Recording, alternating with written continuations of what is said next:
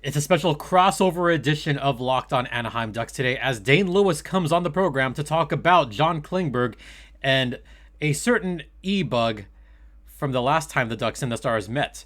All of that on today's Locked On Anaheim Ducks, part of the Locked On Podcast Network. You're Locked On Ducks, your daily podcast on the Anaheim Ducks, part of the Locked On Podcast Network, your team every day.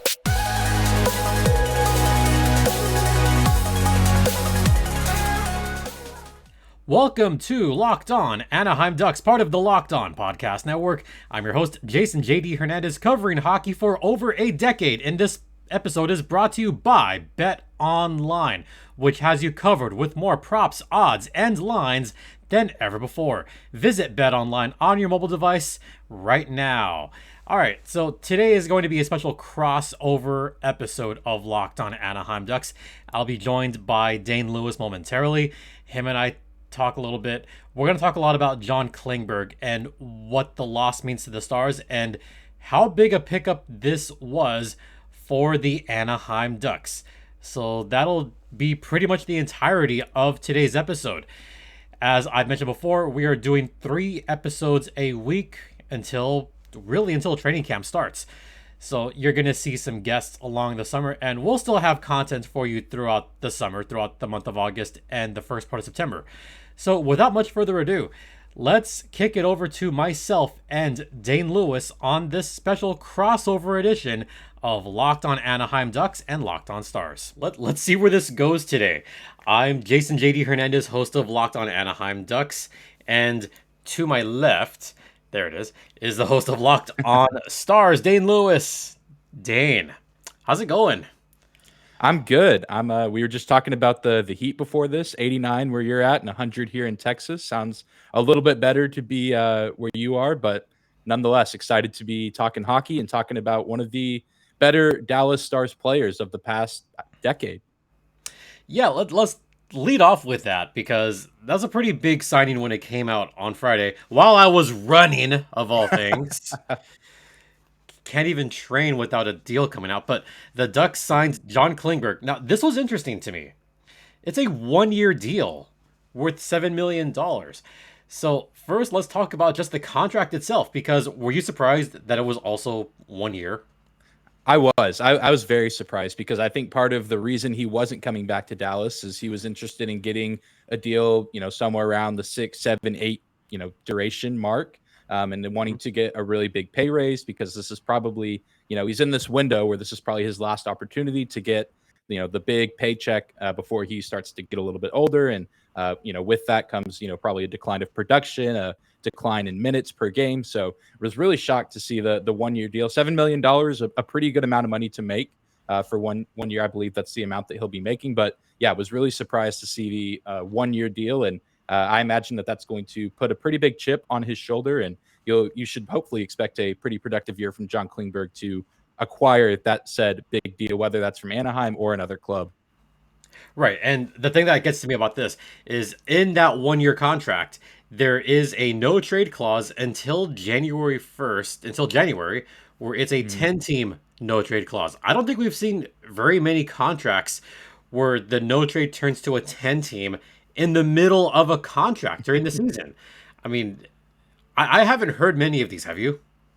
No, yeah, and it's just one of those things where there's so many small details and deals like this that can get overlooked, and then you kind of take that deep dive. And yeah, I'm right there with you. The no move clause, no trade clause is pretty common in most deals, but to have it limited to a set number of teams is a little bit more uncommon. But then especially in the that middle of the season, January's almost right before the All-Star break. That is kind of an odd, add to the contract for sure. Also, before one other thing around the All-Star break, what do we think that is? Some kind of deadline, right? Yeah, some kind of deadline. Nothing too big. Yeah, just something, which has spawned the conversation from Anaheim fans and hockey fans all around. What's going to happen with him in the middle of the season? Is he the biggest trade chip all of a sudden, even though the season hasn't started yet? I mean, depending on his production, I think he certainly could be. I mean, even this past year, he was one of the more talked about defensemen, especially just with how limited the market would be for free agents this offseason, and so on and so forth. But I think with the Stars having a pretty serious, run for the playoffs, and then of course Miro Heiskanen got mononucleosis right before the trade deadline. I think that inclined the team to hold on to Klingberg a little bit longer. Yeah. So, I mean, the $7 million would get maybe $6 million if it was a longer term deal. And when you talk about the Ducks having all this money, and I've been saying this in the chat, spend the money. You have 26 million to spend, and they finally reached the cap floor with this deal. So the Ducks did accomplish something here. I still don't know if they're done yet, but what kind of production can Klingberg bring to this young Ducks team? Yeah, and I think one of the biggest things that he can bring, you mentioned the Ducks being a young team, is he can come in and be a guy that can just be a nice veteran presence in the locker room. That's something he's been in Dallas for the past several seasons. When you talk about the leadership on that team of Tyler Seguin, Jamie Benn, John Klingberg could easily go up right there next to those guys as far as, a guy who can, play well on the ice, but also conduct himself professionally off the ice and, always be, easygoing with the media and never really running into much trouble off the ice, never involved in any scandals, things like that. So he's a great guy to have in the organization just as far as culture. And I think that that's just massive across the NHL. Anytime you can bring in a guy that is a true professional, both on and off the ice, that's always a positive. But as far as the on ice production, he's one of the better offensive defensemen in this league, and certainly was that for the Stars, really, ever since he got drafted. He's second in just about every all-time defensive category for the Stars, only behind Sergei Zubov, who probably the best defenseman in franchise history, just had his number retired this past season. Yep. Klingberg, a guy that can get it done on both ends. He can play the defensive side pretty well, even though he is starting to get up there in age. He'll turn 30 later this month on August 14th, but the offense is still certainly there. And I think, if you're a Ducks fan looking at the numbers for Klingberg in the past few seasons, maybe you see a little bit of a dip in goals and assists that could be attributed to, the coaching system and the coaching regime, if you will, of Rick Bowness over the past few years. I mean, while, he was a really good defensive minded coach, I think we saw the offense, kind of be taken away from some of the defensemen on the team, including Miro Heiskanen, who, isn't known for his offensive prowess, but definitely has the ability. Even his numbers were a little bit lower under Bowness. So I think under a new system and with the different coaching staff and with the right coaching staff, Klingberg can be utilized on both sides of the ice and can really be that 200-foot player that can hopefully, help mentor this next generation of Anaheim Ducks players to be excellent on the ice, but also, be that good example off the ice as well. Correct me if I'm wrong here, but didn't we see Klingberg in the power play unit a lot last season? We did. Yeah. Which, for better or for worse, the Stars power play great before the All-Star break and was not a factor in games afterwards. It just disappeared. It was like a magic trick. A bad one. This sounds familiar to Ducks fans because the Ducks had the same thing. They were top 5 in power play the first half of the season before the All-Star break, and then after that they were complete, bull funky, pretty much. It was bad.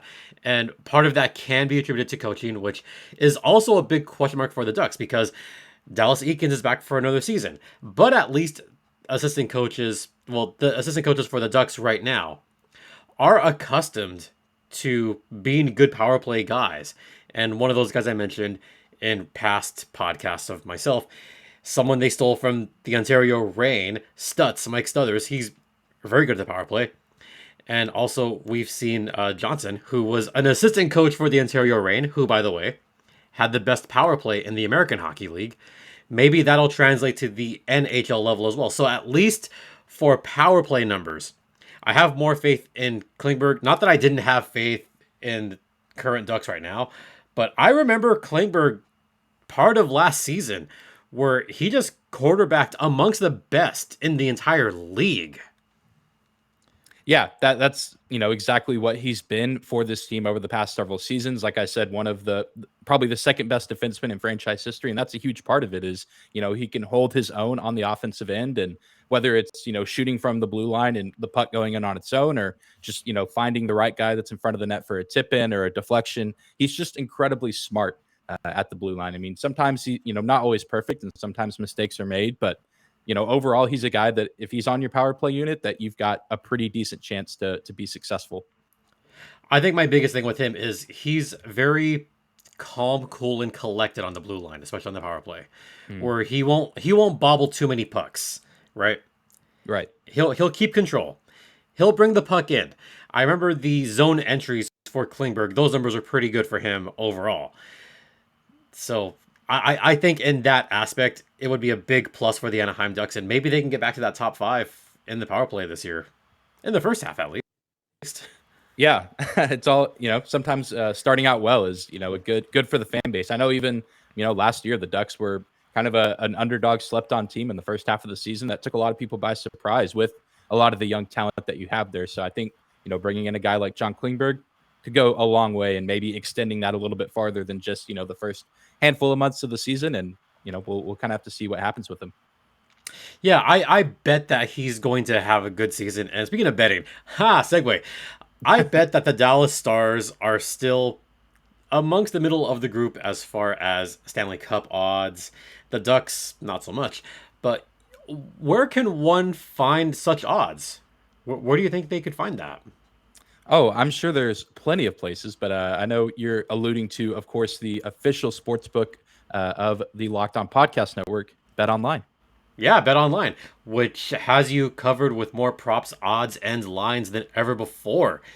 And frankly, some of the odds are a little fun to watch.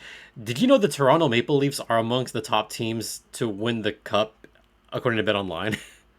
It doesn't surprise me, but if you're a Maple Leafs fan, you might not buy those odds as much as other people. No, but there's some pretty decent odds in there. I know Carolina, they were 20-1 out there, 15-1. I mean, if you want to take a punt on the Hurricanes, that's pretty decent odds. So, yeah, they're all there. And you can check that out at Bet Online, either on your laptop or on your mobile device. And once again, Bet Online is the official online sportsbook of the Locked On Podcast Network. And please gamble responsibly. And by gamble responsibly, they should probably not bet on the Arizona Coyotes. That's a good start. That's certainly a good start. I'd say the Arizona Coyotes and the Blackhawks, maybe not the smart bet. Not the Blackhawks, not the Coyotes, and not the Sabres. Yeah. Be responsible. All right. Speaking of being responsible, I talked about Klingberg being responsible on the blue line. Segue back. The reason I like Klingberg on this Ducks team is he could mix and match with many different Ducks players. I see him being on that line with Cam Fowler. You have that perfect left-right matchup. And you also have good, I guess, longevity there. The only concern, as you've mentioned, the defensive game isn't quite there compared to other defensemen. Same with Cam Fowler. So this could turn into an offensive, juggernaut of a first line in defense. That's about it. Yeah, which, sometimes the best defense is just an unstoppable offense. I think, even the Avalanche, as good of defensive players as they have, I mean, that was a team that was just tough to beat because of the amount of goals and the volume of goals they could score. You look at guys like Cale Makar, which Klingberg nowhere near the talent level of Cale Makar, but sometimes the best defense is no defense and just a plethora of goal scoring. Yeah, I mean, if nothing else, this Ducks team will be fun. We might have some 7-6 games. So, hey, when the Ducks go down to Texas, we might see a 8-5 match, and you'd be all for that. Oh yeah, because anytime the Stars can score more than 2 goals in a game, that even if it's a loss, I mean, it's a step in the right direction. Just with sometimes how without offense the team can be, and hopefully with a new coaching staff and a few added players in free agency, we can see a little bit of an uptick in offensive numbers for the Stars. Yeah. Don't worry, the Ducks will have a real goalie next time the Ducks and Stars face each other. I literally thought of that as I was hitting recording. I was like, oh, we never got to talk about the EBUG because that was the last game of the season, and the playoffs started, and chaos with the playoffs. Yeah, we never got to talk about the EBUG in Dallas, the final game of the season. Yeah, we never got to talk. I mean, we could talk about that right now, just because even though it's a few months removed from that, I mean, yeah, I was gone for a couple of weeks there, but why don't we talk about that game just for a hot minute? Because let's do it. Because it was weird. I still cannot believe that Hodges was goaltending there. Could you? Tom Hodges coming in? Yeah, and it was so bizarre because I wasn't actually even able to watch the game on TV. I was listening on the radio because I was traveling and had like gone away from the game for a second and came back. And they kept referring to this Hodges guy. And I was like, I don't know who that is. And then I eventually found out, EBUG situation that he was literally like in the stands eating a hot dog. I'm pretty sure when they came up and said, hey, you got to suit up. And, then I look on social media and I see the Ducks goalie wearing a Stars helmet, and pretty sure he had green or black or white and green pads on. Yep. Just such a bizarre situation for the end of the season, but he did pretty well, all things considered. I mean, that's a tough situation to be put into, and he did about as well as he could have. Yeah, I mean, he did allow the one goal, but he did as well as anybody. I did love the applause that he got after the game from the Stars fans. Yeah. And I love that he got the 3rd star of the game, by the way. Yeah, it's just a unique story that now he has that to, tell for the rest of his life. I mean, that's a once in a lifetime experience. And if I'm not mistaken, that one goal was to Jason Robertson. So no shame there. I mean, he was a 40 goal scorer. So he was getting pucks past some of the best in the league. So, that's a tough guy to defend against when you're in the crease, especially when you woke up that morning not knowing you would be going up against a 40 goal scorer in Jason Robertson. Yeah, I mean, that's an all-star caliber player right there. It's going to be hard to beat any all-star caliber player. I mean, the next line of goalies, now you put Hodges on that list right there with David Ayers of the Hurricanes. And who am I missing here? There's another name that I'm forgetting about. Scott Foster for the Blackhawks. I knew I'd remember that. So he now joins that list of EBUGs that have come in. And I do love the little British accent he had there. I just love Tom Hodges so much. I wish the best for him. Yeah, I do too. Such a cool story, and like just to cap off the regular season that way. I mean, that's a great storyline. Yeah, I think the other weird part of the storyline is that he doesn't have 100% vision in his, I want to say his left eye. So he doesn't have exactly 20/20 vision. And there he is, wearing number 68. No name on the back, but there he was saving goals. That was also weird too. I can't remember the last time that a player played an NHL game with no nameplate on the back. That was really bizarre to see. Yeah. And I mean, I guess in a situation like that, I mean, you just don't have time to be prepared for that. Because I mean, if I'm not mistaken, the EBUG is provided by the home team, and Anaheim was the road team in that game. So it's not like they could just stitch together a Hodges nameplate for the back of the Ducks jersey he had on. Yeah, maybe they ran out of one letter or something. Yeah, they had all the letters except like the D in the middle, or the E, some random letter. And no, they got plenty of E's. It's the D or the G at some point. Like, yeah. Oh man, don't quite have it. But that was fun times. So let's talk about, to wrap up, the Klingberg loss and the signing, what it means for both teams. How big of a loss is it for the Stars?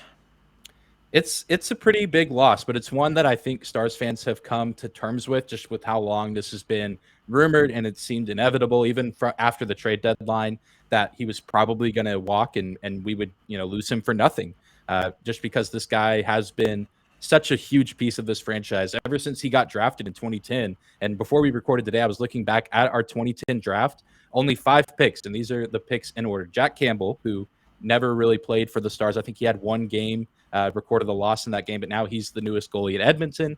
Patrick Nemeth, the second pick in the draft for the Stars. I think he's now with the Coyotes. Scored 2 goals last season with the Rangers, and one of them, ironically, against the Dallas Stars. But a defenseman that probably a lot of people, they were expecting him to be the quote unquote premier defenseman from this draft class, and then he never really panned out in Dallas, and is still just kind of been a journeyman in the NHL. And then 2 other guys, Alexander Gupta, I believe is how you say his name, and Alex Thoreau. I might be mispronouncing that, but 2 guys that never even saw the NHL. I remember both of them. Yeah, never made it to the NHL. The second guy never even made it to the AHL. I don't even. He ended up actually retiring early due to a hip injury at age 20. So I mean, just an unfortunate ending to the career there. But Klingberg was the last pick in that draft. I believe 131st overall, and he's panned out to be one of the best players in recent franchise memory. And like I said earlier, one of the best defensemen in franchise history, certainly. And, he's an incredibly clutch player in the playoffs, especially. I think what most people will remember him for is the game-winning goal in Game 6 against Nashville in 2019. And just a guy that's very easy to root for. And I know a lot of people are pretty upset that he's gone, but also understand that, we just didn't have the money to bring him back for what he wanted if we wanted to hold on to Jake Ottinger and Jason Robertson and Rope Hintz, who's going to be a free agent at the end of next season. So it's one of those, this is a business, as the cliche goes in this world. And John Klingberg wanted to get what he thought he deserved pay-wise. And, $7 million this season is certainly a good payment amount. But you better believe that he will, work as hard as he can to earn the next paycheck, whatever that looks like for him after this season. Yeah, it feels like a show-me contract for sure. And by the way, love those fifth-round picks. I mean, the Ducks now have two of them. Troy Terry, also a fifth-round pick, and John Klingberg, by the way. So, yeah. Always good to get those deep picks down the line. And something that you mentioned, I mean, it's only 1 year, and to me, this really is a show-me-what-you've-got deal. And because it's a 1-year deal, I think he's going to go balls out for the first 4 or 5 months. And whatever happens first half of the season, I feel like it's still a win-win for the Ducks. Here's why. If the Ducks are terrible, that could happen. They could trade him, and he could get a first-round pick at least back, right? Oh, absolutely. Yeah. At least a first, maybe a second as well, maybe a prospect. I mean, that would be a huge rental to get. But if the Ducks have an amazing season, he might want to stick around. I personally would rather see him stick around because, to your point, he's the second best defenseman in Dallas Stars. And who's to say that he cannot replicate that with Anaheim in hockey, right? Yeah, that's the great part of the game. You never know when, change of scenery is the, really what gets guys going. I mean, we saw it with Nazem Kadri this past season. He'd been a decent player and, gets to Colorado and then just has the season of his life. And now he's, making us all hold our breath of where he's going to sign. So the Ducks have money. They still have about not 20 million, but they have a lot of cap space. I'm just saying they have the space. Why not go after Kadri for a year? He's not going to get a year. Not happening. Man, if it did though, that definitely raises the stock behind the Anaheim Ducks for this season, I think. Yeah, I don't think they're going to do it, though, because they still have to re-sign guys the following year. And who knows about the coach then? Who knows which players are going to stick around? How much Zegras is going to want? I think he's going to want a bit of money. Yeah, I would imagine so. And if he follows up his rookie campaign, he'll likely be deserving of said money. Yep. And he'll join other rookies there. Mason McTavish will be a rookie this season. There's one name that I have not mentioned, and I feel like it'd be slanderous if I didn't mention this or didn't talk about this. There's a young defenseman for the Ducks that I think could learn a lot from Klingberg, and that's Jamie Drysdale. Drysdale is another one of those guys that can offensive side, is possible defensively, does have a little bit of shorthanded. I mean, he's not the best defensive defenseman, but good skating, good overall play, great offensive player. And I think if there's one guy that I hope Klingberg takes under his wild wing, that would be Jamie Drysdale. I mean, he's still only 20. He's only 20 years old, folks. He can't even drink in this country yet. And he's already doing a lot of stuff. So I say to everyone, have patience with Drysdale. Defensemen typically take a little bit longer to develop anyway. And I think Drysdale could be the guy that could, I guess, maybe mold himself a little bit to Klingberg's game, learn a little bit from him. That's what I'm hoping for. So that's why I really hope Klingberg sticks around, is so JD can have someone to learn from at that position.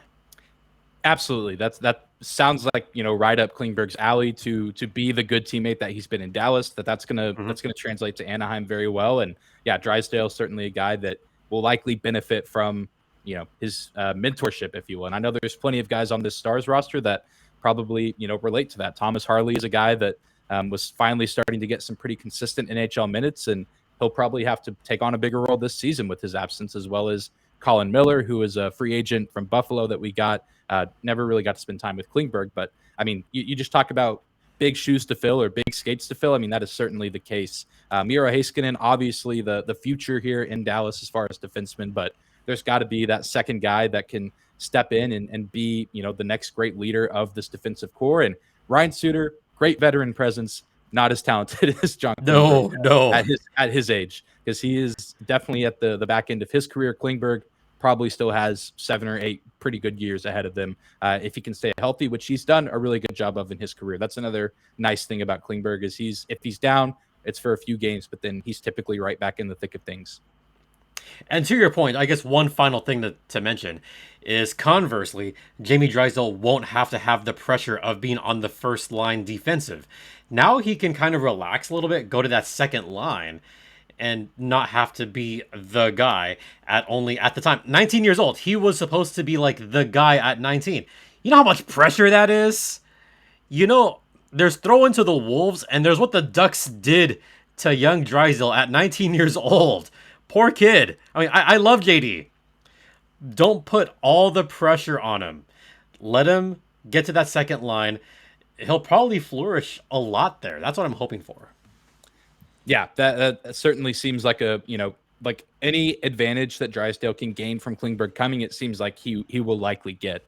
Whether that is the pressure being taken off of him, the mentorship, the teaching. It just seems like a very nice addition to that locker room for the Ducks and John Klingberg. And I'm sad to see him go, but, at least he didn't go to a Central Division team. I find it a little bit easier to, still support Stars players when they don't play for division rivals. And, Klingberg will fit that. And I'm sure that whenever he's back in Dallas, I would hope and expect the Stars faithful to, I imagine there will be some sort of tribute video that gets played. And if Stars fans aren't appreciative and happy to see him back, I'll be pretty disappointed. But I, for one, will be happy to see him when he comes back to Dallas. But again, I don't expect any negative criticism against Klingberg, just given everything he's done for this franchise. The Stars fans had better applaud him hard. They'd better. They typically are pretty kind when it comes to former players, and then just in general. I mean, obviously, we talked about the Hodges situation. They're a pretty easy crowd to. Once you've done something right or you've done, something to gain their favor, they typically will show their appreciation. So I expect it, and I'm sure a lot of people will be excited to see him back in Texas whenever the Ducks come to town. Yep. All right. So, folks can find me on Twitter, by the way, at StimpyJD, as you can see, comme ça. And Dane, where can they find your information? Yeah, they can find me just at Dane 2_ and my last name Lewis, and then our show just a simple at Locked On Stars. So a really quick and simple search for any Stars updates as far as the team or the show. Awesome. And let's do this again at some point. Yeah, for sure. Whenever the Ducks and Stars get together, we'll definitely have to cross over because I'm sure there will be a lot to talk about as far as how Klingberg's doing. And, with the NHL, there's always something to talk about in the season. Oh, yeah, definitely. So it was fun. Yes, sir.